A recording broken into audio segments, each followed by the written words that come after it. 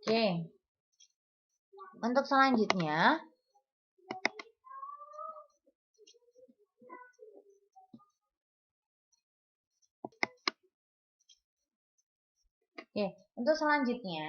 transaksi ini kemudian nanti diawali dengan kita membuat sebuah jurnal dan juga buku besar pembantu. Buku besar pembantu ini sifatnya tidak wajib, tergantung dari kebutuhan masing-masing.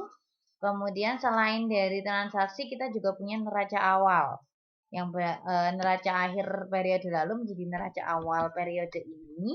Kemudian dari transaksi kita buat jurnal dan buku besar, sementara neraca awal langsung masuk ke buku besar ditambah dari jurnalnya.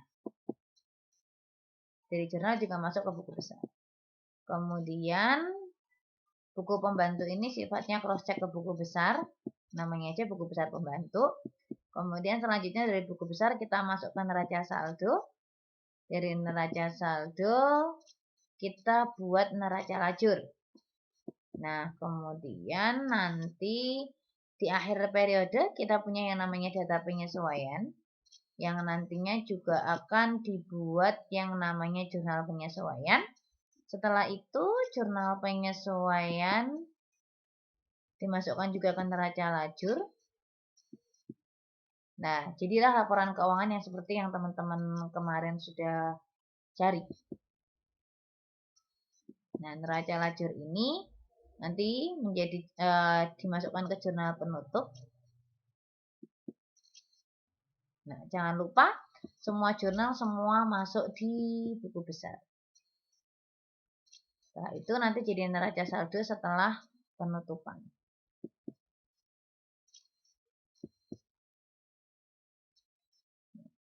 Ini bedanya ya. Yang merah ini adalah proses penyusunan laporan keuangan. Ini. Kemudian yang ini pencocokan. Yang ini proses tutup buku. Kemudian kita lanjutkan untuk bidang-bidang akuntansi. Ada beberapa. Yang pertama adalah ada akuntansi keuangan, kemudian ada akuntansi manajemen, ada akuntansi biaya, ada auditing, teori akuntansi, dan sistem akuntansi.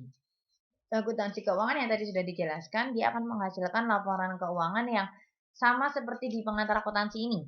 Pengantar akuntansi ini adalah akuntansi keuangan yang paling dasar.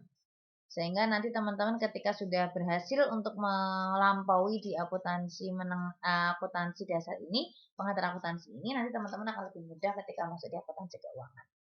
Kemudian yang kedua adalah akuntansi manajemen terkait dengan tadi ya internal perusahaan, yang salah satu di dalamnya adalah ada akuntansi biaya juga. Kemudian ada auditing. Auditing ini adalah proses pengecekan. Jadi ketika teman-teman itu selesai membuat laporan keuangan, biasanya akan diperiksa oleh auditor. Nah, ini yang kita namakan sebagai cross check. Jadi pihak auditor ini adalah pihak luar yang memang sebagai wakil dari pemilik atau wakil dari yang punya modal untuk ngecek kebenaran dari laporan keuangan yang dibuat oleh pihak manajemen. Biasanya kita sebut ini wajar atau tidak, karena audit ini hanya menggunakan sampling, tidak langsung tidak langsung melihat semuanya, sehingga audit tidak bisa menyatakan benar atau tidak, yang bisa hanya wajar ataupun tidak. Kemudian selanjutnya ada teori akuntansi. Teori ini yang mendasari praktik-praktik akuntansi yang ada, bagaimana kita menyatakan sebuah aset, bagaimana kita menyatakan sebuah kewajiban, sebuah ekuitas, itu semuanya ada di teori akuntansi. Nah, yang terakhir adalah sistem akuntansi. Sistem akuntansi ini bisa bersifat manual ataupun computerized. Tapi sekarang hampir semuanya sudah computerized. Cuma mohon maaf, untuk di pengantar akuntansi ini kita masih coba pakai manual dulu, karena nanti supaya teman-teman paham banget, oh ternyata dokumennya dari sini ke sini, dari sini ke sini, seperti itu. Sehingga nanti ketika teman-teman computerized ada yang berbeda, ada yang salah, teman-teman bisa paham kenapa bisa berbeda atau kenapa bisa salah. Nah, ini adalah hubungan antar bidang di akuntansi. Jadi, ada akuntansi keuangan yang bersifat transaksi umum. Transaksi umum itu apa toh Bu? Ada penjualan, ada pembelian, ada apa namanya pembayaran gaji, pembayaran listrik, itu namanya transaksi umum. Sementara akuntansi biaya ini adalah untuk perusahaan yang bergerak di bidang manufaktur yang mengubah barang dari barang mentah menjadi barang jadi. Kalau perusahaan dagang kan membeli barang mentah, menjualnya barang mentah lagi. Beli beras, dijual beras, beli gula, dijual gula. Itu namanya perusahaan dagang. Kita pakai akuntansi keuangan. Tapi kalau kita beli beras, beli sayur, beli lauk, beli tempe, tahu, ayam, kemudian nanti diolah, kemudian dijualnya dalam bentuk makanan jadi, itu namanya manufaktur. Nah, itu kita pakainya akuntansi biaya. Nah, akuntansi biaya ini nanti akan menghasilkan laporan harga pokok produksi yang nantinya juga menjadi input dari akuntansi keuangan. Diproses bersamaan dengan transaksi umum yang nantinya akan memunculkan sebuah laporan keuangan. Nah, laporan keuangan kembali lagi ya, dan informasi keuangan lain. Laporan keuangan itu terkait dengan akuntansi keuangan, dan informasi keuangan lain terkait dengan akuntansi manajemen. Nah, informasi keuangan lain untuk pengguna internal, sementara laporan keuangan digunakan untuk pengguna eksternal.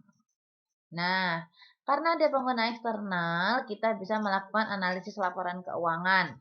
Apakah perusahaan ini profitnya bagus, kredibel, masih going concern-nya terjamin atau tidak, itu semua terkait dengan analisis laporan keuangannya. Kemudian, nah ini juga laporan keuangan juga diaudit atau diperiksa oleh pihak luar, oleh auditor. Teori yang mendasari audit ini untuk mengecek kebenaran dari laporan keuangan itu kita namakan dengan teori akuntansi. Sedangkan sistem yang dipakai untuk membuat sebuah laporan keuangan dari input menuju output itu kita namakan dengan sistem informasi akuntansi. Itu yang mendasari akuntansi keuangan, akuntansi biaya, dan akuntansi manajemen dari input menjadi outputnya. Oke,